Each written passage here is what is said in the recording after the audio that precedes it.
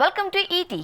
Super star Mahesh Rajamouli కాంబినేషన్లో వస్తున్న movie ప్రతి అప్డేట్ ఫ్యాన్స్ను సూపర్ ఎగ్జైట్ చేస్తుంది. మహేష్తో జక్కన్న చేస్తున్న ఈ ప్రాజెక్ట్ మీద అంచనాలు ఏ స్థాయిలో ఉన్నాయో తెలిసిందే. సినిమా గురించి ఎలాంటి అఫీషియల్ అనౌన్స్మెంట్ లేకుండా సినిమా లాగిస్తున్నాడు రాజమౌళి. ఇప్పటికే సినిమాను హైదరాబాద్, ఒడిశాలో 2 స్కెడ్యూల్స్ పూర్తి చేశారు. ఇక నెక్స్ట్ లాంగ్ స్కెడ్యూల్ కోసం రెడీ అవుతున్నారు.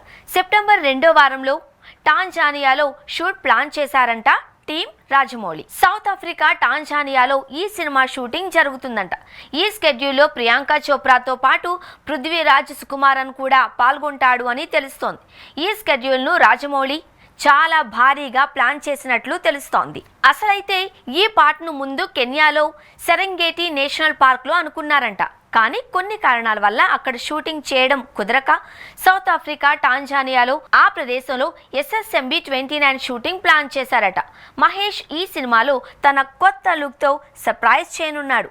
సూపర్ స్టార్ ఫ్యాన్స్ అంతా కూడా ఈ సినిమా నుంచి ఏదైనా అప్డేట్ వస్తే బాగుంటుంది అని ఆసక్తిగా ఉన్నారు.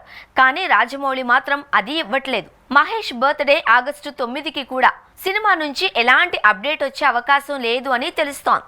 మరి ఈ సినిమా విషయంలో రాజమౌళి ప్లాన్ ఏంటి అన్నది తెలియట్లేదు. కానీ RRR తర్వాత రాజమౌళి చేస్తున్న ఈ సినిమా పట్ల ఇంటర్నేషనల్ లెవెల్లో అంచనాలు ఉన్నాయి.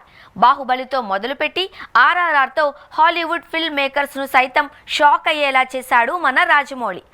RRR సినిమాలోని నాటు నాటు సాంగ్కి ఆస్కార్ కూడా వచ్చింది అంటే అదంతా రాజమౌళి ప్లానింగ్ వల్లే.